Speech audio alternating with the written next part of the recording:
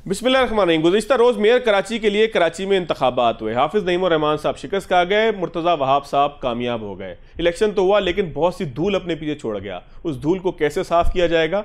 कराची की तरक्की का अमल शुरू हो पाएगा या इसी तरह एहतजाज की नज़र हो जाएगा? हाफिज़ नईम और रहमान साहब क्या कहते हैं? एहतजाज की जानिब जाएंगे, चार्टर ऑफ कराची पे दस्तखत के लिए तैयार होंगे या आखिर मामलात तय कैसे पाएंगे? कराची वालों को कोई हकूक मिल भी पाएंगे या नहीं? हाफिज़ नईम और रहमान साहब प्रोग्राम के पहले हिस्से में मौजूद होंगे, लेकिन प्रोग्राम के अगले हिस्सों में बात करेंगे एक ऐसा शख्स जो पाकिस्तान से चला जाता है, भाग जाता है पाकिस्तान से, पाकिस्तान के इदारों के खिलाफ, पाकिस्तान की बहादुर अफवाज के खिलाफ, पाकिस्तान की कौम के खिलाफ दहशत गर्दी को प्रमोट करने की कोशिश करता है। क्या उसके खिलाफ कोई कार्रवाई हो सकती है? बरतानवी कानून क्या कहता है? कौन है वो शख्स? उसके ऊपर भी बात करेंगे। इसके साथ साथ पाकिस्तान की सियासत के दीगर पहलुओं पे भी प्रोग्राम के दरमियान कुछ गुफ्तगू करने की जसारत करेंगे, कोशिश करेंगे। हाफिज़ साहब बहुत शुक्रिया, गुफ्तगू का आगाज़ आप ही से करेंगे।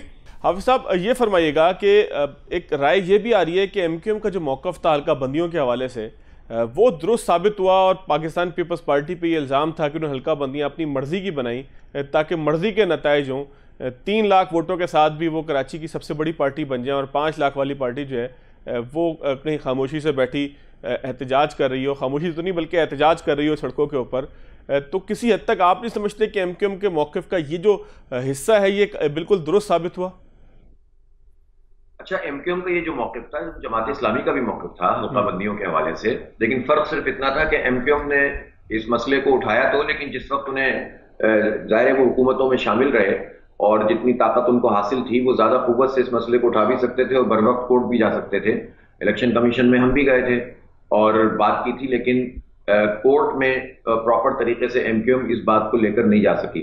मसला ये था कि इस हल्का बंदी को बुनियाद बनाकर अगर हम रुके रहते तो ये इलेक्शन तो 10 साल तक भी नहीं कराती पीपल्स पार्टी, और MQM भी हल्का बंदियों को बेहतर करने से ज्यादा इस बात पर मुसिर थी कि इलेक्शन किसी तरह ना हो और हल्का बंदियों को जवाब बनाकर वो इलेक्शन से आगे ले जाना चाहते थे।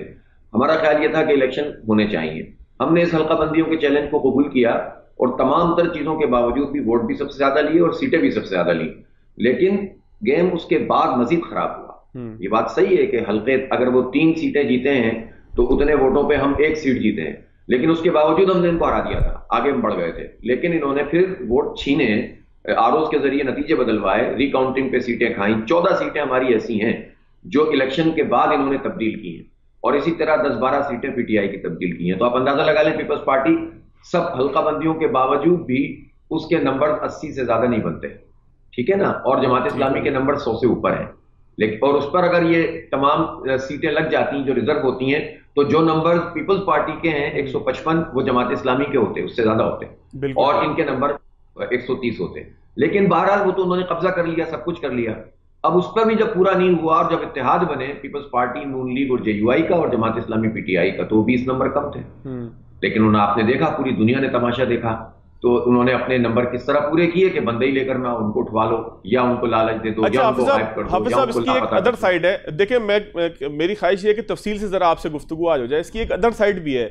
आप कहते हैं कि जी PTI के बंदे पाकिस्तान पीपल्स पार्टी ने उठा लिए, लेकिन खुद अगर PTI की सूरत 9 मई के बाद आप देखें तो नज़र यही आता है कि उनके तो इमरान इस्माइल उनके साथ नहीं खड़े हुए, उनके तो फवाद चौधरी उनके साथ नहीं खड़े हुए, उनके तो अली जैदी उनके साथ नहीं खड़े हुए कि जिन्होंने आपको सपोर्ट भी किया, जो इब्तिदा में इत्तेहाद के हक में भी थे जहाँ तक हमारी इत्तलात हैं। तो वो सारे लोग अगर पार्टी छोड़ जाते हैं तो चेयरमैन तो बेचारे की हैसियत ही कोई नहीं है। तो बेचारा एक छोटी सी UC का एक जो है वो चेयरमैन है जो कराची के अंदर बेतहाशा है, 200-250 के करीब है। तो मरकजी लीडर जहां ना ठहर पा रही हो, आप समझते हैं कि वहां पर 9 मई का बोझ एक UC का चेयरमैन उठा लेता और वो आपके पास आ जाता और 30 के 30 वोट आपको मिल जाते? एक तो बात ये है ना भाई, कल मिले हैं ना 30 वोट, 30 वोट तो हमें मिले हैं ना उनकी 30 ही शॉर्ट थे ना हाफिज़ साहब, तकरीबन 30-33 शॉर्ट थे ना, तो शॉर्ट थे ना, तो इसका मतलब है कि बोझ उठाने वाले मौजूद है ना, आधे तो हैं, वो भी चेयरमैन है, वो भी इंसान है, उनके भी प्रेशर आए थे, वो भी भागे भागे फिरे हैं। लेकिन मैंने तो ये कहा भी नहीं किया इन्होंने सबको अगवा किया है। मैंने कहा लालच भी हो सकती है, अगवा भी हो सकता है, लापता भी हो सकते हैं, लेकिन पीपल्स पार्टी को ये बात पता थी।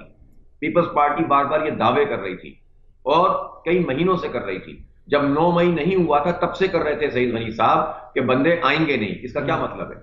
इसका मतलब ये आपको वही हुई है कि PTI वाले आएंगे नहीं। इसका मतलब है कि आप मैनेजमेंट कर रहे थे।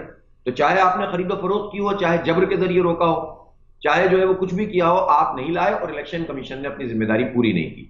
हमने इलेक्शन कमीशन को 13 तारीख को भी मीटिंग में भी जो इलेक्शन कमीशन के साथ हुई, और फिर उसके बाद हमने उसको 14 को मीटिंग हुई, और 13 तारीख को हमने खत लिखा था कि जो लोग अवेलेबल नहीं है उनकी वीडियोज आ रही हैं, उनकी तरफ से बयानात आ रहे हैं, उनकी फुटेजेस आ रही हैं, तो आप इनको बाजियाब करें। लेकिन इलेक्शन कमीशन ने कोई किरदार अदा नहीं किया।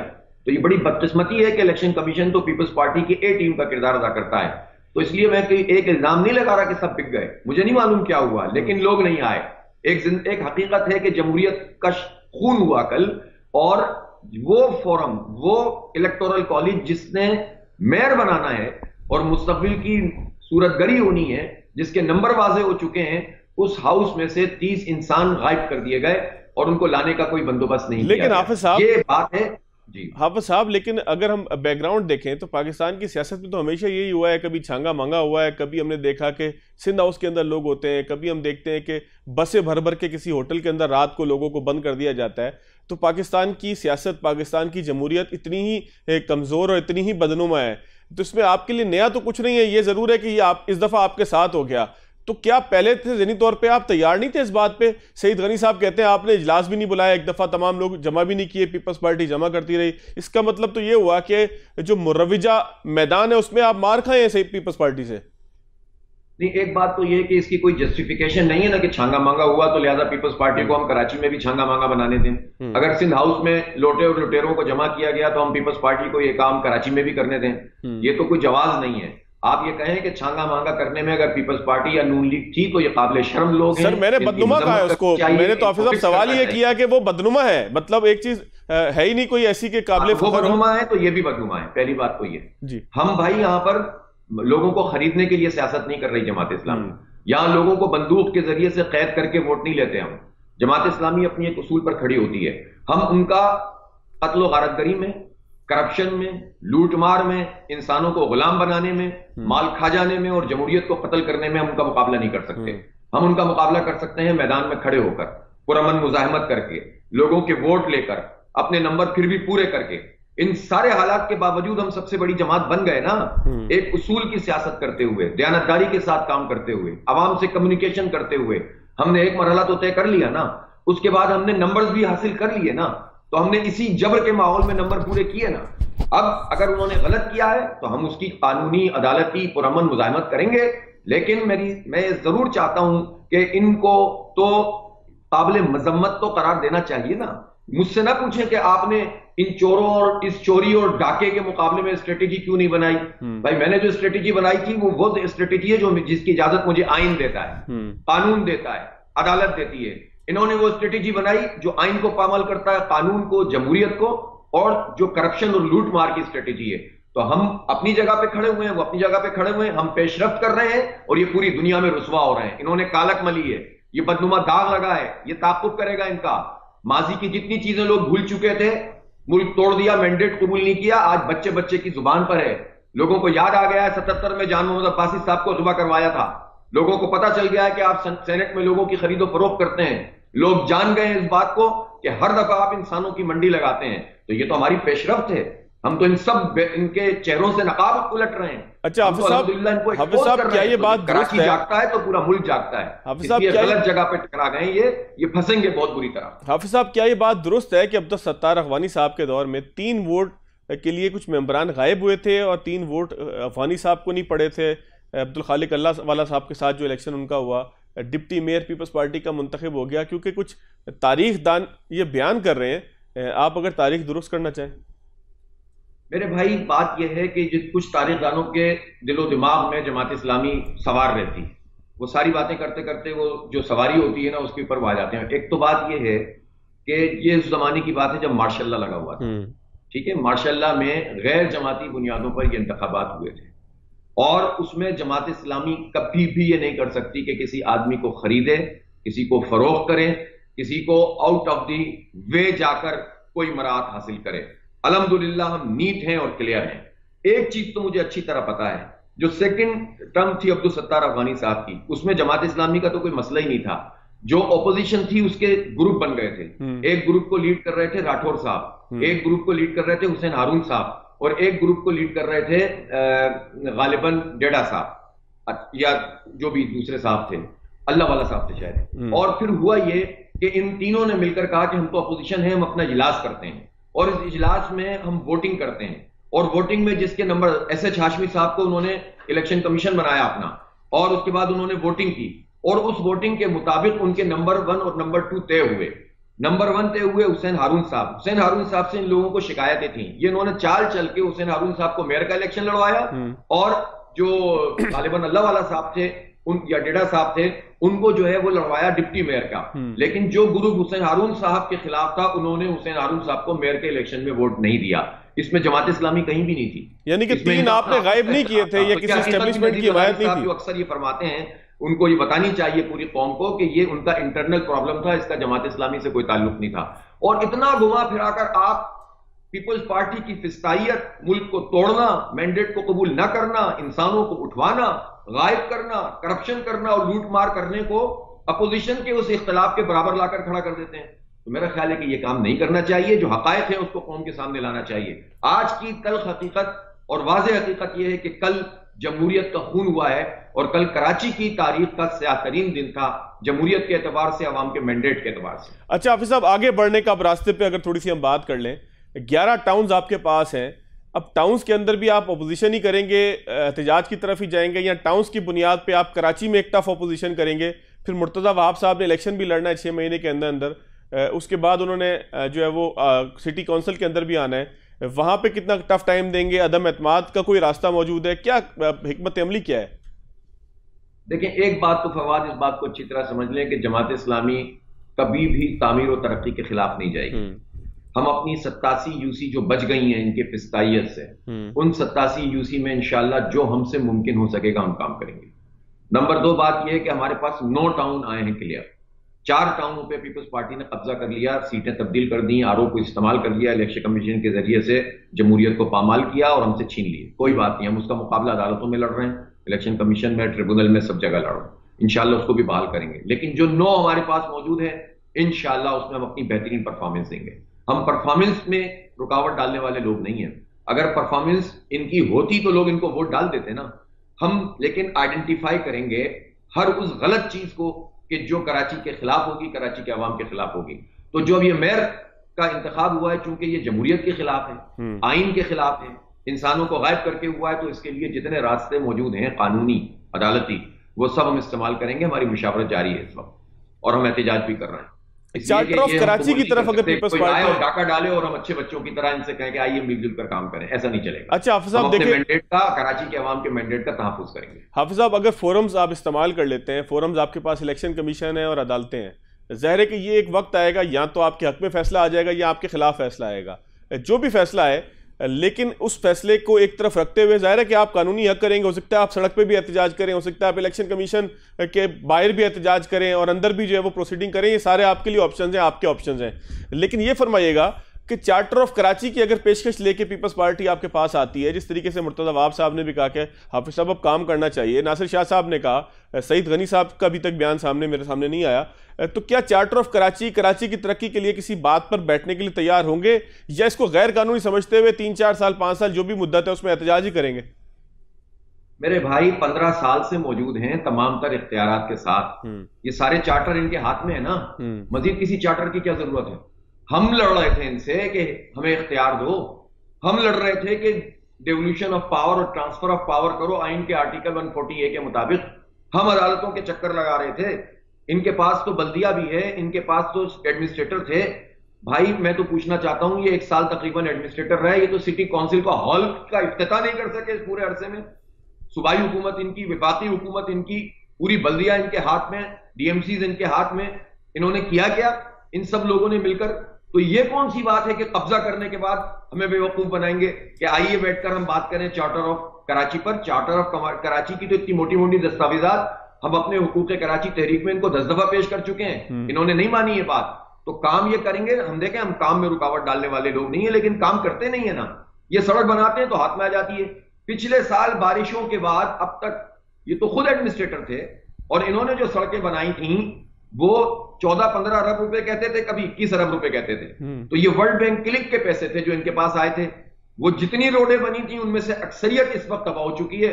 अब नई बारिश पे नई सड़कें बनाएंगे। तो भाई ये करप्शन करना इनका चार्टर है, लूटमार करना इनका चार्टर है, लोगों को हुकूक से महरूम करना इनका चार्टर है। तो हमें बेवकूफ ना बनाएं, जो कारकर्दगी है पहले वो बताएं और पहले इलेक्शन को दुरुस्त करें, लोगों को प्रोड्यूस करके इलेक्शन कराएं, करेक्शन कर लें, आ जाए, और फिर उसके बाद जो है वो जिस तरह का चार्टर चाहे उस पर बात कर लेते। अच्छा हाफिज साहब, आखिरी एक मुझे सवाल का जवाब अगर आप देना चाहें।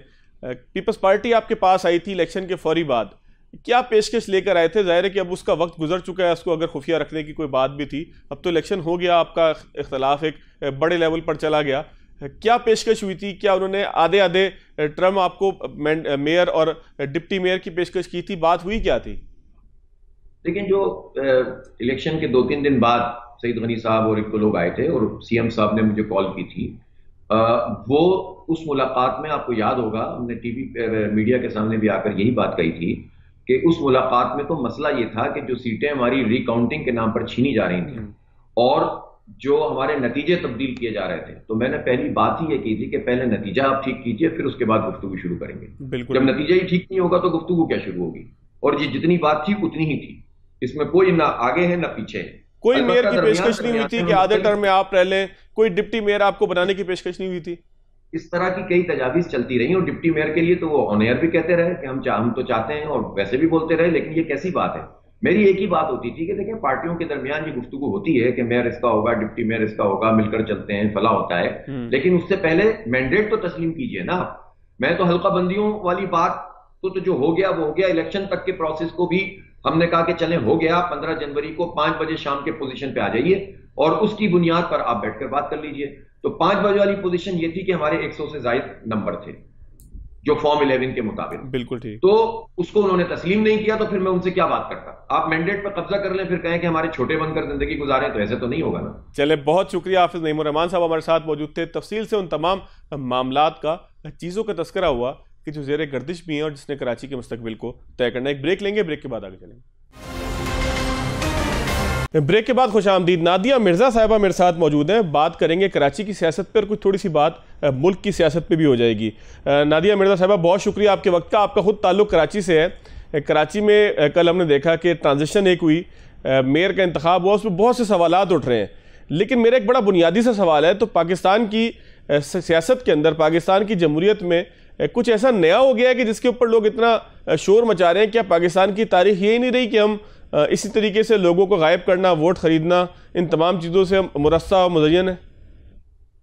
Fawad, thank you very much for having me in your show. But आप क्या चाहते हैं कि मतलब अगर ये पाकिस्तान की तारीख है और ये गलत तारीख रकम हो रही है तो लोग उस पर बेहस हो जाएं, और इस हद तक बेहस हो जाएं कि गलत को गलत भी ना कहें? बड़ी माजरत के साथ मेरा ख्याल है कि अगर ये पाकिस्तान की तारीख रही है, इसमें कोई शक नहीं है, लेकिन पाकिस्तान की तारीख फिर ये भी रही है और ये भी रहना चाहिए कि कम से कम उस पर आप आवाज तो उठाए ना, आप उसको गलत को गलत तो कहें, या उनको कहीं ना कहीं रियलाइजेशन तो हो। और खासतौर पे पीपल्स पार्टी जैसी जमात जो अपने बुनियादी फलसफे से मुकम्मल तौर पर हट गई है, और ये हटे हुए भी कोई नई बात नहीं है। हमने इसको 2008 से जो ऑनवर्ड बीबी के बगैर जो जरदारी साहब की ये पार्टी हमने देखी है, तो वो इसी रविश पे है। अच्छा, जरदारी साहब के लिए कहते हैं कि और तमाम चीजों को बुनियाद बना के कहते हैं कि जरदारी साहब से ज्यादा सियासत को कोई नहीं जानता। जरदारी साहब ने सियासत में पीएचडी किया हुआ, इसमें तो कोई, देखिए हर चीज के दो रुख होते हैं, पॉजिटिव भी होता है, नेगेटिव भी होता है। अगर आपने नेगेटिविटी में पीएचडी किया हुआ है तो फिर तो आपका वाकई कोई सानी नहीं है। लेकिन ये बात यह है कि अगर आप ये सब कुछ कर रहे हैं और धौस और धमकी से कर रहे हैं, और अब तो बहुत सारी चीजें सामने सरफेस हो भी रही हैं कि पता चल रहा है कि 15 लोगों को अंदर दाखिल नहीं होने दिया गया, उससे पहले किन लोगों को कहां कहां रखा हुआ, कौन कौन उनकी सिक्योरिटी कर रहा था। तो आपकी बात बिल्कुल दुरुस्त है कि पाकिस्तान की ये तारीख है, लेकिन पाकिस्तान की तारीख के साथ साथ पाकिस्तान की एक तारीख ये भी है कि जो कल इसके खिलाफ आवाज उठाते थे, आज वो भी इसके खिलाफ आवाज उठा रहे हैं, और कम से कम गलत को गलत तो कहने का। लेकिन नादिया साहिबा, ये सारी यकतरफा ट्रैफिक नहीं होगी? क्योंकि पीपल्स पार्टी ये कहती है कि जी जहां पर इतने बड़े बड़े लीडरान तहरीक इंसाफ को छोड़ गए, वहां पर अगर 30 छोटे से चेयरमैन नहीं आए तो इसमें कौन सा ऐसा तूफान मच गया? उनकी अपनी मर्जी है। लेकिन उसी तरह वो चेयरमैन प्रेस कॉन्फ्रेंसेस कर देते ना, वो कहाँ गायब थे? असल सवाल ये है कि वो नहीं आए, ठीक है नहीं आए, वो पीटीआई छोड़ गए, ठीक है छोड़ गए, वो पीटीआई के साथ कोई एफिलिएशन नहीं रखना चाहते, ठीक है नहीं रखना चाहते तो खुलकर सामने आ जाते, और खुलकर सामने आते और कहते कि जी हम उनकी पॉलिसी से खिलाफ हैं, हम पार्टी पॉलिसी के खिलाफ हैं, और अब हम खान के साथ नहीं हैं या अब हम पीटीआई के साथ ये तो मैडम उनका कसूर हो गया ना कि उन्होंने ये सब कुछ नहीं किया। पीपल्स पार्टी का इसमें कहाँ कसूर है? मैं तो ये आप ये बात कहें कि उनका कसूर हो गया, तो फिर तो हम ये कहें कि जो सिंध हाउस में बैठे थे, मैं जिन्होंने किया मैं उनको बरीउज़ जमा नहीं ठहरा रही, क्योंकि कहीं ना कहीं जमीरों के सौदे होते हैं, कोई बिकता है तो कोई खरीदता है। अगर बिकने वाला मंडी में ना हो तो फिर खरीदने वाले के पास, व्यापारी के पास पता नहीं जितने भी लाखों अरबों करोड़ों वो बेकार हो जाएंगे। तो ताली एक हाथ से नहीं बचती, ताली दोनों हाथों से बचती है। बिल्कुल ठीक है। थोड़ा सा मैं कहता पंजाब की तरफ थोड़ा सा हम आ जाते। पंजाब में क्या मुतवक्का तौर पे आपको लग रहा है? जहांगीर तरीन ग्रुप, आज तो फिरदौस आशिक अवान साहबा कहते हैं कि नया नया बॉन्ड बेबी है, लेकिन हैंड आई कोऑर्डिनेशन बेबी की ठीक नहीं थी। इसका मतलब उसका जो पैदाइश हुई वो बहुत अच्छी नहीं हुई। आप क्या समझती हैं, कोई फ्यूचर में खतरा होगा तहरीक इंसाफ के लिए, या ये नून लीग का जो है वो एक विंग बनकर आगे चलेगा? देखिए, न्यू बॉर्न बेबी अगर फिरदौस आशिक अवान साहबा कह रही हैं, वो हमारी बड़ी हम उनकी बड़ी रिस्पेक्ट करते हैं और हमारी वो सबकी आपा है, लेकिन अगर वो न्यू बॉर्न बेबी है तो मुझे इतना कहने दीजिए कि वो नॉर्मल डिलीवरी नहीं है, वो सी सेक्शन है। उसकी वजह ये माजरत के साथ नहीं, सी सेक्शन तक भी बात ठीक है, लेकिन सी सेक्शन के बाद जो बेबी आया उसकी हैंड आई कोऑर्डिनेशन ठीक नहीं है, बड़ा ढीला ढीला सा है। देखिए ऐसे तो ऐसे ही होता है ना, थोड़ा सा प्रीमेच्योर आप कह लीजिए कि शायद हो सकता है कि वो प्रीमेच्योर हो, अभी उसको मजीद इंक्यूबेटर में रहने की जरूरत हो या वेंटिलेटर में रहने की जरूरत हो, उसको अभी ऑक्सीजन लगी है या लगाए रखी है, तो अभी थोड़ी सी शायद जल्दी निकाल ली है। लेकिन बहरहाल एक पार्टीज ऐसी ही होती है, इन पार्टीज का ना अपना कोई फ्यूचर होता है, ना इनके साथ कोई नजरिया होता है, ना इनका कोई माजी होता है, ना इनकी कोई जद्दोजहद होती है, और ना इनकी डेफिनेटली कोई स्ट्रगल होती है। होता यह है कि इनको लेकर आया जाता है और उसका मकसद सिर्फ डिवाइड होती है, एक डिवीजन होती है, फर्दर डिवाइड करना होता है कि उनको इतने वोट मिल जाए इलेक्टेबल्स के साथ कि वो जिधर अपना वेट डाले, जिस पलड़े में अपना वेट डाले वो फिर हुकूमत बना ले, या वो कम से कम भारी हो जाए। यही हमने पीएमएल क्यों देखा, जब आप नून में से क्यों निकली थी तो क्या उसने कभी हुकूमत बना ली, या उसने कभी ये सोचा, इवन दो कि हमारी पार्टी जो है वो बड़ी नजरियाती पार्टी है, तो हम जद्दोजहद करेंगे, अवाम में जाएंगे तो जो है अवाम की पजीराई हमें मिल जाएगी, उसके बाद हम हुकूमत बना लेंगे। ऐसा नहीं होता। तो कुछ पार्टीज इसीलिए ही बनती हैं और वो इसी तरह बन के और अपना काम करके फिर वो साइड पे हो जाती हैं। और अगर कोई कोशिश करता है कि नहीं हम जो है वो अपने तई कुछ बन जाए, तो फिर उसका अंजाम जो है वो चौधरी परवेज इलाही जैसा होता है। एक आखिरी चीज मुझे आप और बता दें, कानून साजी हुई है, सेनेट से भी अप्रूव हो गई है, नवाज शरीफ और जहांगीर तरीन की नाअहली की मुद्दत डिफाइन करने के हवाले से बात हुई है, तो आपको लगता है कि पार्लियामेंट नवाज शरीफ स्पेसिफिक कानून साजी कर रही है? पहली दफा तो नहीं कर रही है। हमारे तो कानून साजी शख्सियात को ही मद्देनजर रख के होती है। इससे पहले भी हमारे पास कई ऐसी मिसालें, जब नैब के कवानीन में हुए उसमें भी हमारे सामने मिसाल है, दीगर भी हमारे पास मिसालें हैं, तो इसमें तो खैर कोई नई बात नहीं है। लेकिन बात वही है कि ये कानून कोई इतना बुरा कानून नहीं है, क्योंकि आइन इस पे खामोश था। आपको याद होगा पनामा केस में जब साबिक वज़ीर आज़म नवाज शरीफ साहब को ये सजा हुई थी, तो इनिशियली 5 साल पे हुआ कि मुद्दत क्या होगी, मुद्दत डिफाइन हो। फिर जब मुद्दत अदालत ने डिफाइन की तो उन्होंने कहा कि जी ताहयात है। तो ये ताहयात वाला चक्कर तो मेरा ख्याल है होना भी नहीं चाहिए। और अगर आगे भी इसमें खैर जहांगीर तरीन हो या नवाज शरीफ साहब हो तो ठीक है, अगर उनका कोई जुर्म है, लेकिन ताहयात वाली तो उम्र कैद तो नहीं होती ना, उम्र कैद भी 14 साल की होती है। तो मेरा ख्याल है ये बेहतर है। लेकिन जिस तरह से बनाए जाते हैं वो कुछ इंप्रेशन अच्छा नहीं आता कि आप शख्सियात या पर्सनैलिटी स्पेसिफिक बनाएं। अदरवाइज मेरा ख्याल है कि अभी मजीद इन चीजों की जरूरत है, और ये आने वाले दिनों में भी अगर मजीद किसी को नायल करार दिया जाएगा, हो सकता है आने वाले दिनों में जो है वो कासिम के अब्बा हो तो उनको भी ये कानून कल अच्छा लगने लगे। चले, बहुत शुक्रिया। नादिया मिर्जा साहब हमारे साथ मौजूद थी। मुल्क की सियासत का बड़ा जल्दी हमने जायजा लिया। ब्रेक लेते हैं, ब्रेक के बाद दोबारा आते हैं। ब्रेक के बाद खुशामदीद। एक शख्स पाकिस्तान से भागता है, लंदन में बैठता है, वहां से डिजिटल मीडिया के जरिए पाकिस्तान के अंदर अफरा तफरी की कोशिश करता है, पाकिस्तान के इदारों में तफरीक की कोशिश करता है, उनमें इंतशार की कोशिश करता है, झूठी खबरें देता है। इन तमाम मामलात के बाद बरतानिया की पुलिस हरकत में आती है, उसे गिरफ्तार करती है। मैं बात अल्ताफ हुसैन की नहीं कर रहा, MQM के बानी की नहीं कर रहा, मैं बात कर रहा हूँ राजा आदिल की, कि जिसके खिलाफ पाकिस्तान के अंदर भी FIRs दर्ज हैं कि पाकिस्तान के अंदर ये पाकिस्तान से मुतालिक, पाकिस्तान के इदारों से मुतालिक मुस्तकिल झूठ बोल रहा है। पाकिस्तान से भागने के बाद यहाँ पर दहशत गर्दी की कार्रवाइयों को सपोर्ट कर रहा है। इन तमाम इल्ज़ामात के साथ उसे लंदन की काउंटर टेररिज्म पुलिस गिरफ्तार करती है, जिसको आम अल्फाज में समझें तो पाकिस्तान की CTD गिरफ्तार करती है। पाकिस्तान की पुलिस नहीं बल्कि काउंटर टेररिज्म की पुलिस गिरफ्तार करती है। इसी तरीके से लंदन में वो गिरफ्तार होता है। टेररिज्म एक्ट है 2000 उसकी शिक 59 के तहत। बैरिस्टर राशिद असलम साहब मेरे साथ मौजूद हैं, उनसे केस को समझने की कोशिश करते हैं कि आखिर ये वाक़या जो वकूफ़ पज़ीर हुआ इसके पीछे कितनी ज़्यादा एविडेंस की ज़रूरत होती है, क्या होगा आने वाले दिनों के अंदर, और अगर कोई बरतानिया में बैठकर पाकिस्तान के खिलाफ हर्जा सराई करता है, पाकिस्तान में उकसाता है, दहशतगर्दी की कार्रवाइयों की सपोर्ट करता है, हिमायत करता है, तो उसके खिलाफ बरतानवी कानून क्या कार्रवाई कर सकता है। राशिद साहब बहुत शुक्रिया आपके वक्त का। राशिद साहब ये इब्तिदा में अगर आप समझा दें कि एंटी टेररिज्म एक्ट 2000 की शिक 59 ये है क्या बुनियादी तौर पर, इसके तहत किन लोगों के खिलाफ कार्रवाई होती है? जी बहुत शुक्रिया। इसमें बेसिकली वो लोग जो यूके की सरजमीन इस्तेमाल करें ऐसे मकासद के लिए जिसमें किसी हुकूमत को, किसी इंडिविजुअल ऑर्गेनाइजेशन को या पब्लिक को इन्फ्लुएंस किया जा सके, और उन एक्शंस के नतीजे में वहां पे कोई दंगा हो, फसाद हो या वायलेंस क्रिएट हो, या उसमें किसी सीरियस डैमेज ऑफ प्रॉपर्टी, कोई प्रॉपर्टी को डैमेज कर दिया जाए, या नक्शे अमन का खतरा पैदा हुआ हो, लोगों की रोजमर्रा जिंदगी में मामूलात में कोई तअत्तुल पैदा हुआ, तो ये 4-5 चीजें इस एक्ट के अंदर आती हैं। अगर इस किस्म का कोई एक्शन हुआ हो और यूके की सरजमीन यूज की गई हो, तो उसमें सेक्शन 59 का, जो टेररिज्म एक्ट का सेक्शन 59 है, वो यूज होता है। उसकी जो मैक्सिमम सजा वो होती है 15 से 17 साल के दरमियान हो सकती होती है। बट उसमें ऑब्वियसली पहले इनको पकड़ा गया है, उसके बाद उनको बेल पे रहा कर दिया गया है, तो अब सारी जो एविडेंस है वो क्राउन प्रोसिक्यूशन सर्विस देखेगा। उस एविडेंस को मद्देनजर रखते हुए वो ये फैसला करेंगे कि उनको इस मुकदमे में चार्ज किया जाए या ना किया जाए।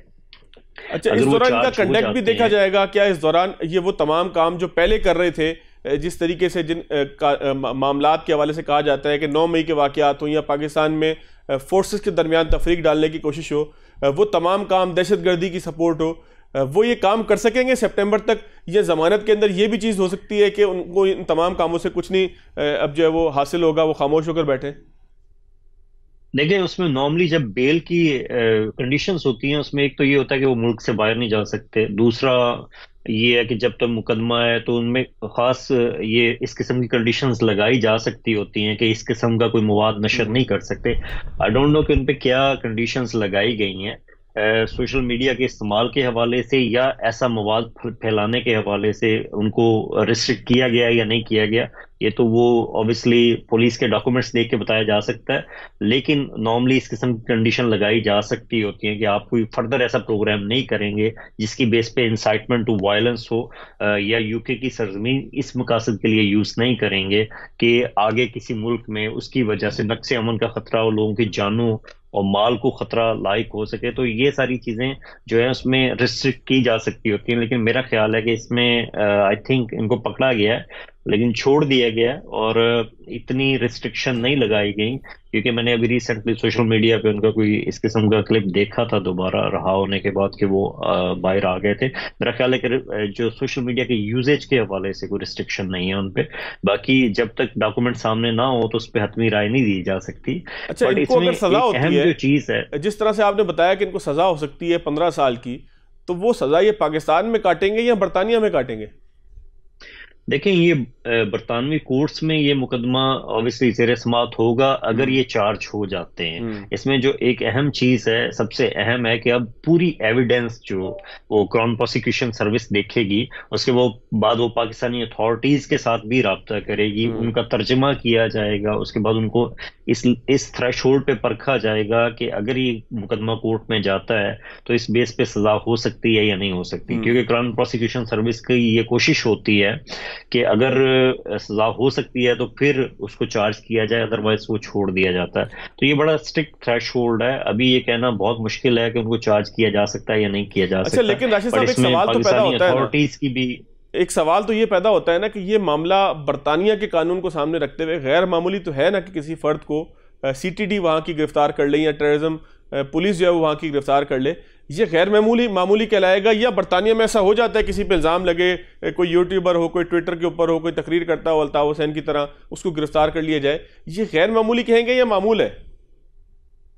नहीं, ये गैर मामूली वाकया है, क्योंकि इसमें बहुत सारे लोग यहाँ पे यूट्यूबर्स हैं जो पूरी दुनिया से यहाँ पे जमा हुए हुए हैं। तो उसमें जहाँ जब गवर्नमेंट, जैसे पाकिस्तान हुकूमत ने हो सकता है ऐसे शुहादत दिए हों या उन्होंने रिक्वेस्ट की हो कि ये सिचुएशन हुई है आपकी हुकूमत के होते हुए या आपके मुल्क में से इंसाइटमेंट टू वायलेंस किया गया है एक शख्स जो वहां पे रहायश पजीर है, तो उसके नतीजे में नॉर्मली यहाँ पे यहाँ की हुकूमत उसको देखती है और फिर उस पर स्टेप लिया जाता है गिरफ्तारी का। ये एक छोटा स्टेप नहीं होता किसी को अरेस्ट करने के हवाले से, क्योंकि यहाँ पे अगर अरेस्ट ऐसे ही किया जाए तो कंपनसेशन क्लेम हो सकती होती है पुलिस के खिलाफ। तो ये एक आप कह लेंगे अगर 100 या 200 इस किस्म के इकदाम हो तो उसमें एक आध बंदे को अरेस्ट किया जाता है। ये बिल्कुल गैर मामूली वाकया है कि उनको अरेस्ट किया गया है। और मेरा ख्याल है कि इसमें हो सकता है कि पाकिस्तान हुकूमत ने बहुत सारी एविडेंस दी हो कि जी जो इंसाइटमेंट टू वायलेंस पाकिस्तान में हुई है या जो इमलाक को नुकसान पहुंचा है, तो उसमें ये हो सकता है कि इनकी तकारीर के हवाले से कोई बात की गई हो जिसके नतीजे में ये अरेस्ट हुई है, ये गिरफ्तारी अमल में आई है। बट जिस तरह मैंने पहले कहा कि अब उसके बाद अब क्राउन प्रोसिक्यूशन सर्विसेज को देखेगी पूरे केस को, अगर इस हवाले से सजा हो सकती है उनको तो वो फिर कोर्ट में जाएंगे। कोर्ट में ज्यूरी बैठेगी, जज बैठेगा जो पूरा मुकदमा सुनाएगा। उसमें नॉर्मली जब ट्रांसलेशन होती है तो वो उस कॉन्टेस्ट में भी देखा जाता है कि जो होस्ट स्टेट है, जैसे पाकिस्तान स्टेट, पाकिस्तानी जो रियासत है, उसमें अगर कोई बात की जाती है तो उसका क्या मतलब लिया जा सकता है। तो इसमें डिपोर्ट किया जा सकता है इनको राशिद साहब? जी सॉरी, डिपोर्ट किया जा सकता है इनको? डिपोर्ट बड़ा मुश्किल है किया जाए, बिकॉज जब तक सजा नहीं होती, क्योंकि यहाँ पे केस है उसके हवाले से पाकिस्तान हुकूमत को अगर वहां पे केसेस हैं तो एक्स्ट्राडिशन के लिए अप्लाई करना पड़ेगा। उसमें दो ऑप्शंस होते हैं, एक तो रेड नोटिस के जरिए, इंटरपोल के जरिए वो अप्लाई कर सकते हैं। दूसरा हुकूमतों के आपस में भी कॉन्ट्रैक्ट्स हैं। अभी रिसेंटली 2-3 साल पहले पाकिस्तान और यूके का कॉन्ट्रैक्ट हुआ था मुजरमान की हवालगी के हवाले से, तो उसके जरिए भी एक म्यूचुअल चैनल्स होते हैं जिसको हुकूमतें यूज कर सकती होती हैं। बट इस सिचुएशन में जबकि वो यहाँ पर रहायश पजीर हैं, जो मेरी मालूमात है कि वो स्पाउस वीजा पे हैं, उनकी फैमिली भी है, तो बड़ा मुश्किल होगा क्योंकि फैमिली लाइफ का आंसर आ जाता है। ह्यूमन राइट्स का एक एस्पेक्ट इसमें कंसीडर यहाँ की कोर्ट्स करती हैं, तो बड़ा मुश्किल है कि उनको एक्स्ट्राडाइट किया जा सके या पाकिस्तान के हवाले किया जा सके। हाँ, यहाँ पे कोर्ट उसको प्रॉपर उसको देखेगी केस को, अगर उन पे बनता हुआ तो उनको सजा हो जाएगी इस पे। लेकिन मैंने जिस तरह बताया कि यहाँ पे थ्रेश होल्ड इस किस्म के केसेस का बहुत ज्यादा हाई होता है, उसको डेवलप करना बड़ा मुश्किल होता है। पाकिस्तान से नॉर्मली मैंने माजी में देखा कि जो एविडेंस प्रोवाइड की जाती है वो यहाँ की कोर्ट्स के थ्रेश होल्ड को मीट नहीं कर रही होती, तो इस वजह से बहुत सारे केसेस जो हैं वो कंक्लूड नहीं हो पाते या उसमें सजा नहीं हो पाती।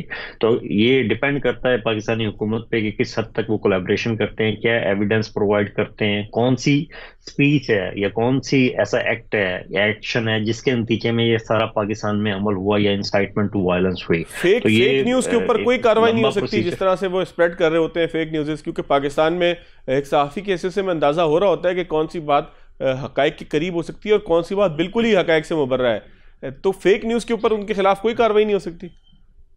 देखिए, वो तो जो प्लेटफॉर्म हो जैसे यूट्यूब है या कोई भी इस किस्म के प्लेटफॉर्म्स होते हैं उस पर कंप्लेंट हो सकती है, उस पर उनके चैनल्स को बंद करवाया जा सकता है। वो मेरा ख्याल है कि एक आध दफा हुआ भी है जिसकी अपील वगैरह उन्होंने की थी। तो ये जो प्लेटफॉर्म्स होते हैं उनको आप बिल्कुल कह सकते होते कि ये फेक न्यूज इस सोशल मीडिया चैनल के थ्रू चल रही है, उसके अलावा कोई और ऑप्शन नहीं होता। हाँ, ये है कि अगर डेफेमेशन के हवाले से किसी के हक के इज्जत के हवाले से कोई शख्स, कोई इंडिविजुअल शख्स दावा करना चाहता है तो वो बिल्कुल कर सकता है। उसमें कोर्ट्स यहाँ पे अवेलेबल हैं, हाई कोर्ट में मुकदमा किया जा सकता है। और मेरा ख्याल है कि पहले भी ऐसी कोई कोशिश हुई है, बट ये है कि ये एक ऑप्शन मौजूद है। बहुत शुक्रिया राशिद असलम साहब हमारे साथ मौजूद थे। आज के प्रोग्राम से इतना ही, इजाज़त दीजिएगा। अल्लाह हाफिज।